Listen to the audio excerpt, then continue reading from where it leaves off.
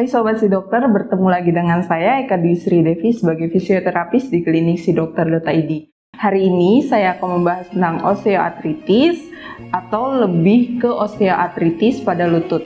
Osteoartritis sendiri itu gabungan kata dari kata osteo yang berarti tulang dan artritis yang berarti peradangan. Secara umum osteoartritis itu yang berarti peradangan pada tulang sendi.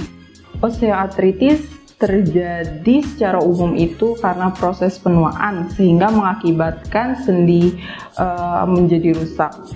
Sendi yang sering terkena OA itu sendi yang sering kita gunakan seperti sendi pada tangan, sendi pada tulang belakang, dan sendi pada lutut. Osteoartritis sendiri pada lutut itu terjadi karena permukaan tulang pada sendi tersebut saling bergesekan sehingga menimbulkan rasa nyeri, kaku, dan bengkak. Sendi pada lutut itu ada 3. Yang pertama itu ada tibiofemoral joint, yang kedua itu patellofemoral joint, yang ketiga itu proximal tibiofibular joint. Tulang dari sendi tersebut berfungsi sebagai penopang utama pada tubuh. Ketidakmampuan menopang pada tubuh itu sehingga menyebabkan otot pada lutut itu mengalami kelemahan sehingga tidak bisa sebagai stabilisasi.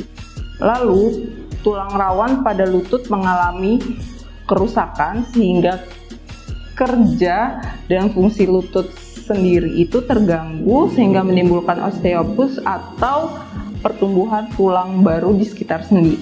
OA sendiri memiliki 5 grade. Grade 0 itu tidak nampaknya osteoartritis pada radiologis. Grade 1 itu adanya osteofit dan celah pada sendi.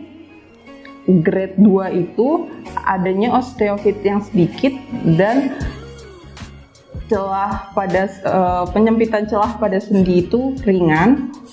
Grade ketiga itu adanya osteofit yang sedang dan celah pada sendi itu lumayan besar penyempitannya.